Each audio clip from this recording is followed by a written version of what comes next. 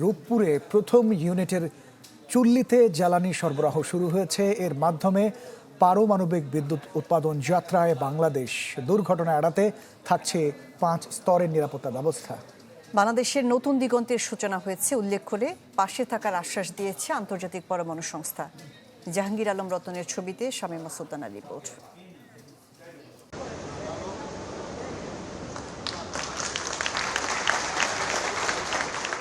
বাংলাদেশের অর্জনের মুকুটে যোগ হলো আরও একটি সম্ভাবনার পালক। রূপপুর পারমাণবিক বিদ্যুৎ কেন্দ্রে সরবরাহ করা হয়েছে জ্বালানি, অর্থাৎ ইউরেনিয়াম রডের বান্ডেল।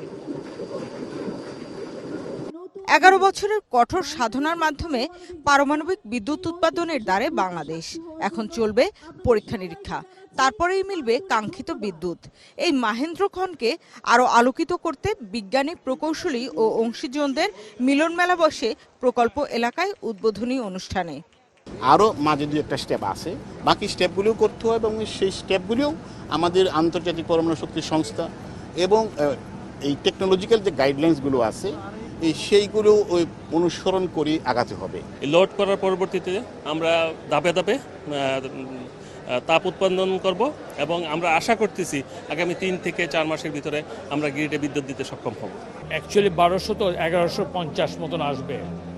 হ্যাঁ, তা সেইটা মেগাওয়াটটা এর 3 ভাগে মানে টোটাল 1/3 উপরে, দ্যাট মিনস 300-350 মতন মেগাওয়াট যখন আমি পাবো তখন আমি বুঝবো যে না, এখন ঠিক আছে।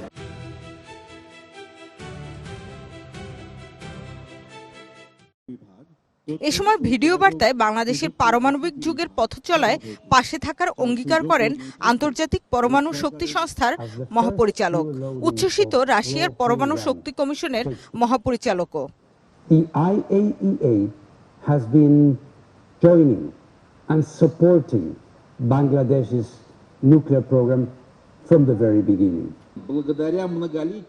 সন্দেহাতীতভাবেই রূপপুর পারমাণবিক বিদ্যুৎ কেন্দ্র এদেশের জ্বালানি নিরাপত্তায় প্রধান নিয়ামকের ভূমিকা রাখবে। বিশ্ব পারমাণবিক শিল্পের উন্নয়নেও এটি ভূমিকা রাখবে। সেই সাথে রাশিয়া ও বাংলাদেশের দ্বিপাক্ষিক সম্পর্কে যোগ করবে নতুন মাত্রা। উদ্বোধনী অনুষ্ঠানে বিজ্ঞান ও প্রযুক্তি মন্ত্রী বলেন, দীর্ঘমেয়াদী পরিকল্পনায় এমন অর্জন সম্ভব হয়েছে। এটি শুধু বিদ্যুৎ উৎপাদন করবে না, এটা আমাদের প্রযুক্তিগত সক্ষমতা, শিল্পায়ন ও ভবিষ্যৎ প্রজন্মের সম্ভাবনাকে শক্তিশালী করবে। এই প্রকল্পের বিদ্যুৎ আগস্ট-সেপ্টেম্বর থেকে যোগ হবে জাতীয় গ্রিডে। স্বপ্ন ছিল অনেক পুরনো, সেই 60-এর দশকের, তবে শেষ তক বাস্তবায়ন হলো আজকে এই ফুয়েল লোডিংয়ের মাধ্যমে। সামনে আসবে কাঙ্ক্ষিত বিদ্যুৎ। শামীমা সুলতানা, চ্যানেল 24, রূপপুর, ঈশ্বরদী, পাবনা।